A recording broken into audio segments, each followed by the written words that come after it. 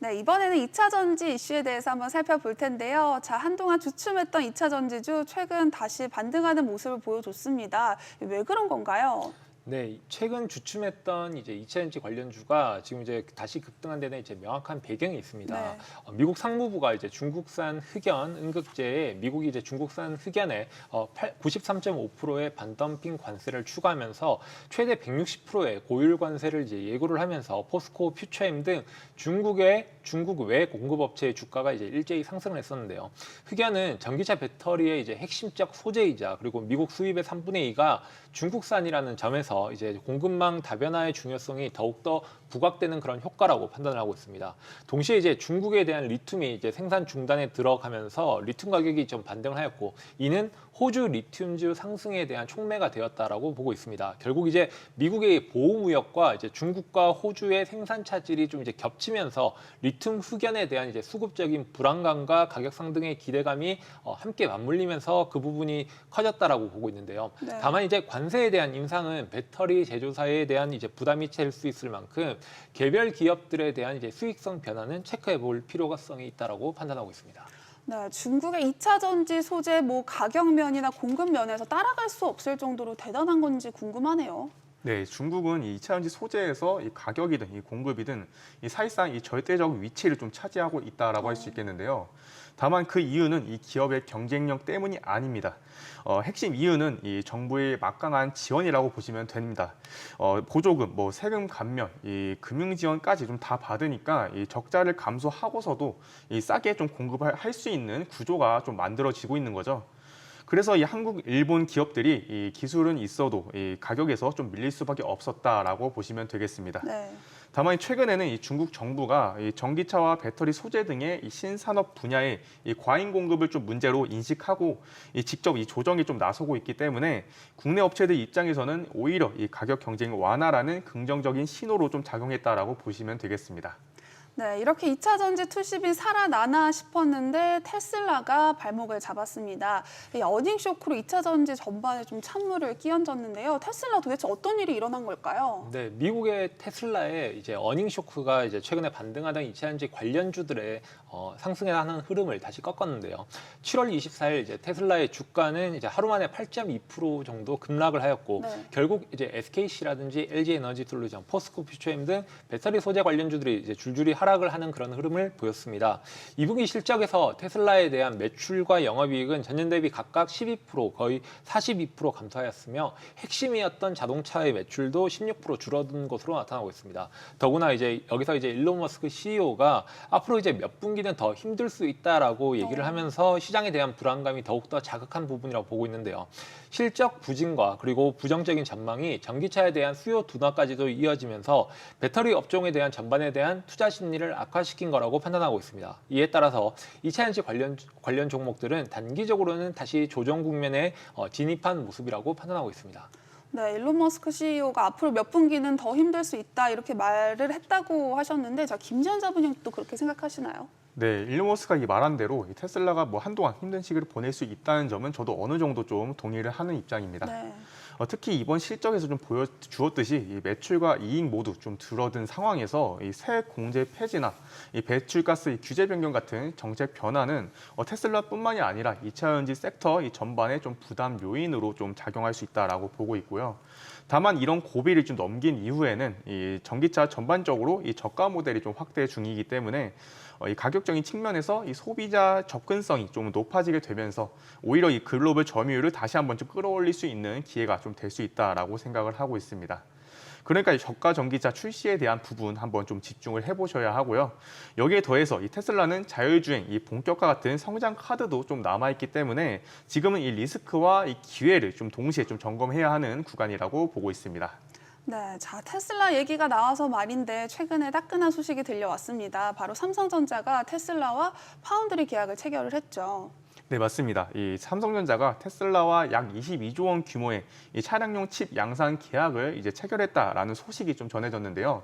이 계약은 단순한 이 외주 생산을 넘어서 삼성전자가 테슬라의 이 자율주행 칩 양산 파트너로 좀 본격적으로 좀 진입을 했다는 의미인데 무엇보다 이 지속되던 이 파운드리 적자 국면에서 이 실적 개선에 전환점이 좀 될 수 있다라는 기대감이 이번 모멘텀으로 좀 작용했다라고 보시면 되겠습니다.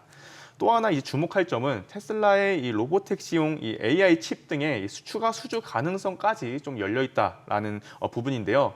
따라서 이번 계약은 단기 실적뿐만이 아니라 이 장기적인 모멘텀으로도 주목해 볼 필요가 있겠습니다.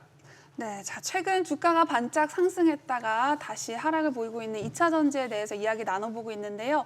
또 언제 상승할지 모르니까 세심한 분석은 늘 필수겠죠. 카카오톡 채널 주식이 궁금할 때를 검색하셔서 채널 추가하시면 더 자세한 종목 분석 만나보실 수 있습니다. 자, 올 2분기 깜짝 실적을 보여줬던 LG 에너지 솔루션 독일 법원에서 이 중국 2차 전지 제조업체인 신흥다와 특허 소송을 벌였습니다. 결과가 어떻게 됐는지 궁금하네요. 네, LG 에너지 솔루션이 독일에서 이제 중국의 신흥다를 상대로 제기한 특허 소송에서 승소했습니다. 문제된 배터리는 이제 르노 전기차에 탑재된 제품으로 이제 핵심 기술인 전극 조립체 구조 특허를 침해한 것으로 이제 판결을 했는데요. 이에 따라 독일 법원은 해당 배터리에 대한 판매 금지와 재고 회수 폐기를 명령하였습니다. LG 에너지 솔루션은 무단 특허 사용에는 강경 대응하겠다며 기술 보호에 대한 의지를 다시 한번 강조했다라고 판단하고 있습니다. 네, 그런데 LG에너지 솔루션 이번 승소가 처음이 아닙니다. 무려 3번째 승소인데 이 정도면 중국 업체들도 좀 긴장을 해야 될 것 같아요. 네, 이번 판결은 이 단순한 이 승소를 넘어서 이 LG 솔루션의 특허 경쟁력을 다시 한번 입증한 사례라고 보시면 되겠습니다. 네.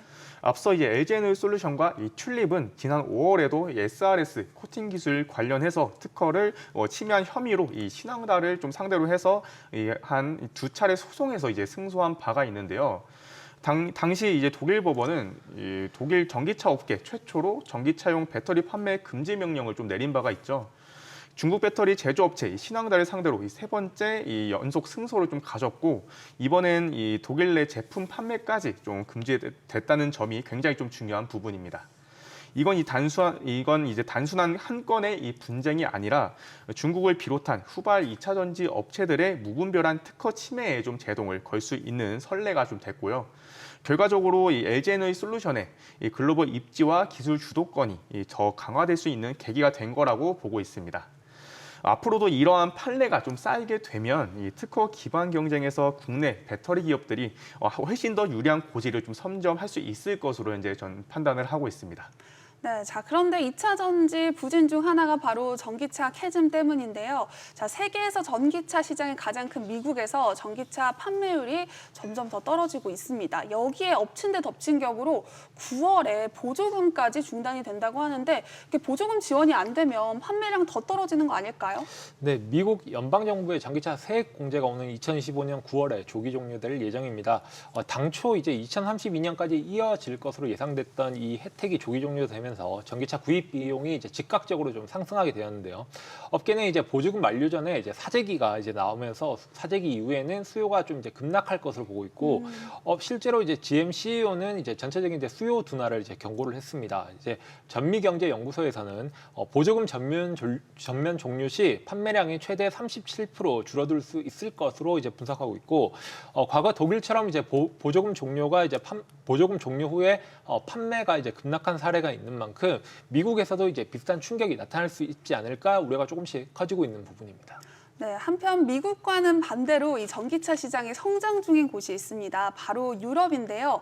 자, 그럼 유럽 시장으로 좀 진출을 하면 되는 거 아니냐 이런 생각이 들기도 하는데 국내 2차 전지 업체들 유럽 시장 진출하기가 그렇게 어렵다고요? 네, 맞습니다. 이 유럽 전기차 시장은 분명히 좀 성장성이 큰 시장이지만 이 중국 업체들의 이 저가 공세가 워낙 좀 거세기 때문에 국내 배터리 기업들이 당장 좀 뚫고 들어가기엔 좀 쉽지 않은 구조입니다. 네.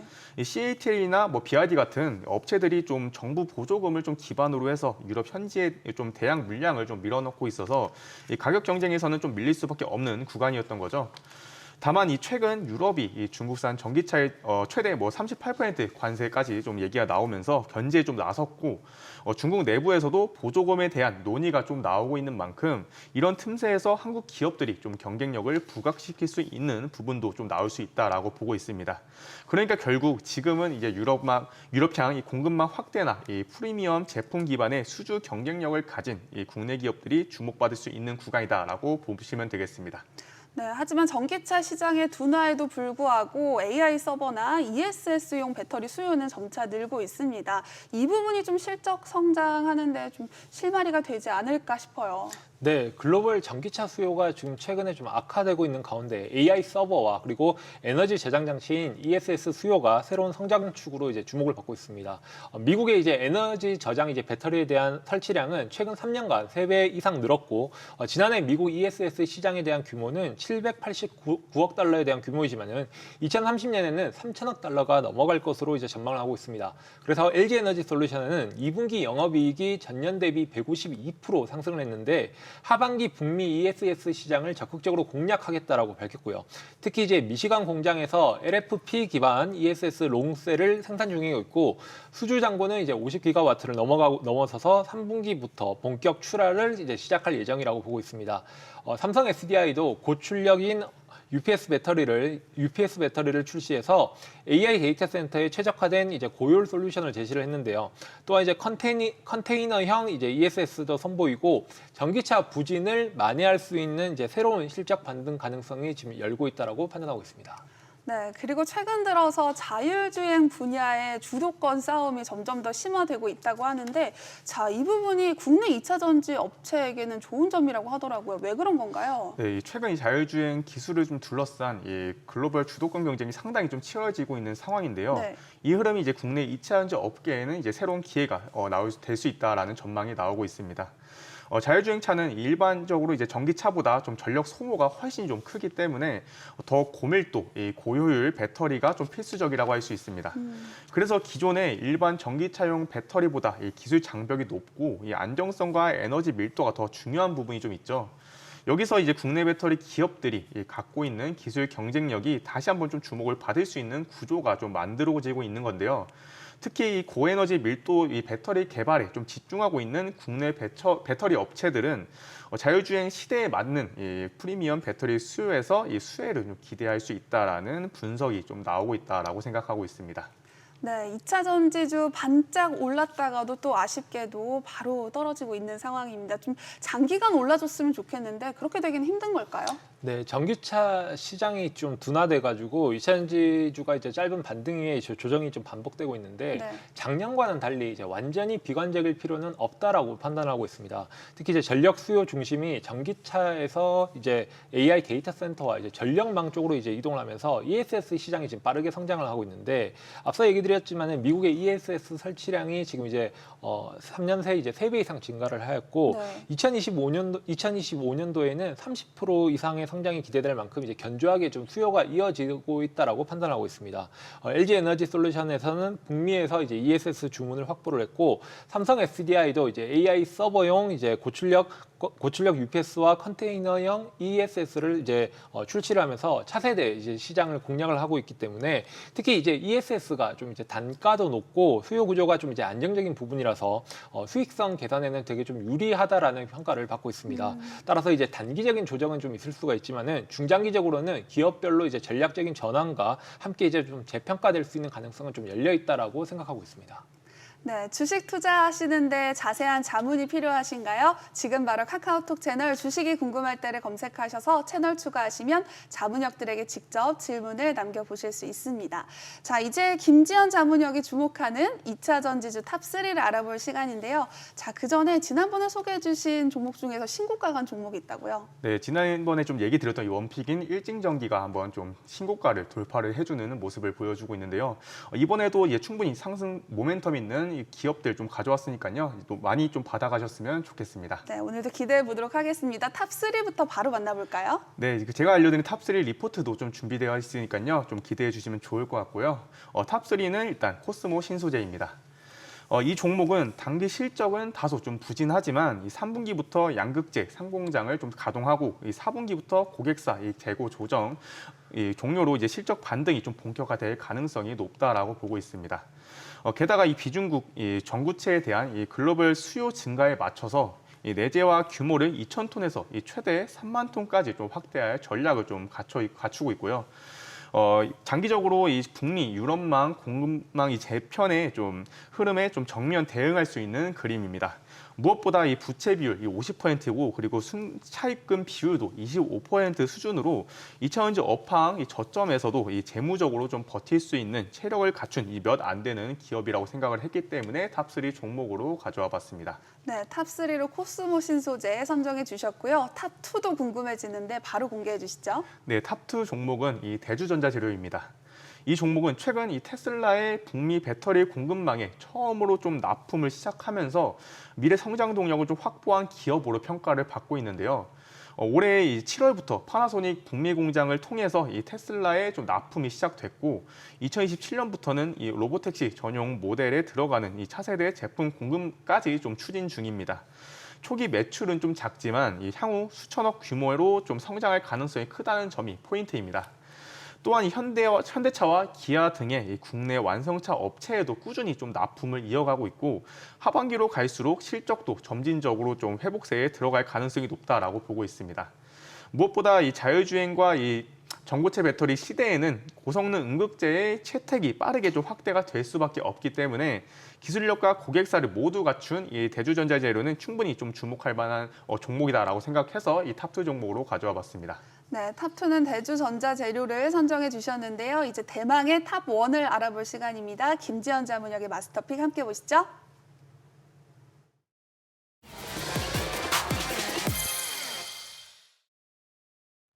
네, 탑1의 종목명은 방송에서는 공개되지 않습니다. 오직 카카오톡 채널에서만 공개해드리고 있는데요. 지금 바로 카카오톡 채널 주식이 궁금할 때를 검색하셔서 채널 추가하시면 종목명은 물론 분석 리포트까지 바로 확인하실 수 있습니다. 자, 이제 김지연 자문역의 탑1을 알아볼 시간인데요. 힌트 한번 들어볼까요? 네, 먼저 힌트를 좀 드리면요. 이 기업은 2차전지와 이 디스플레이 그리고 반도체까지 다양한 첨단 산업에 좀 들어가는 이 고기능성 소재를 개발하고 이 공급을 하고 있습니다. 국내에 이 많은 이 전자 배터리 업체들을 좀 고객사로 두고 있고 최근에는 이 글로벌 전기차 및 이 반도체 생태계 확장에 따라서 주요 소재의 양산 기술과 이 양산 캐파 확보를 통해서 존재감을 좀 키워나가는 기업이라고 보시면 되겠습니다. 네, 많은 2차 전지주 중에서 특히 이 기업을 선정한 이유가 궁금합니다. 네, 이 종목을 이제 마스터픽으로 선택한 이유는 이 하반기부터 본격적으로 이 가시화된 성장 사이클에 좀 진입을 했기 때문인데요. 상반기까지만 해도 이 고객사들의 이 출하 조정 등으로 이 다소 좀 주춤한 흐름이 있었지만 하반기 들어서 이 핵심 고객사의 신규 배터리 이 플랫폼 적용 확대와 그리고 이 글로벌 전기차 수요 회복 흐름이 맞물리면서 출하량이 눈에 띄게 좀 늘어나고 있는 상황입니다. 또한 이 기업은 2027년까지 매출 2,500억 원 그리고 2030년에는 6천억 원 이상을 좀 내다보는 증설 로드맵을 좀 이미 제시하고 있는 만큼 단기 수급과 이 중장기 성장성이 동시에 좀 부각이 될 수 있는 구간이다라고 현재 보고 있고요. 그리고 이 무엇보다 이 배터리뿐만이 아니라 이 디스플레이, 태양광, 반도체, 공정 소재 등 이 고부가 가치 산업 전반으로 이 기술을 좀 확장해 가고 있는 구조이기 때문에 단순 이 단일 산업의 의존도가 좀 낮다라는 점이 매우 좀 긍정적인 요소로 판단을 하고 있기 때문에 이번에 탑1 종목으로 가져와 봤습니다. 이후에는 저희 주식이 궁금할 때 채널에 좀 들어오시면 탑3 리포트와 함께 추후 브리핑까지 모두 좀 상세하게 드리도록 하겠습니다. 네, 김지연 자문역이 직접 픽한 탑1의 종목명 너무너무 궁금하실 텐데요. 지금 바로 카카오톡 채널 주식이 궁금할 때를 검색하셔서 채널 추가하시면 종목명 바로 확인하실 수 있고요. 분석 리포트도 만나보실 수 있습니다. 그리고 주식하시면서 차트 보는 법 어려우신 분들 많으실 텐데요. 주식 차트에 대한 모든 것을 정리한 기초 전자책도 함께 드리고 있으니까요. 많은 참여 바라겠습니다. 모든 투자의 최종 판단과 책임은 투자자 본인에게 있습니다. 늘 현명한 투자하시기 바랍니다.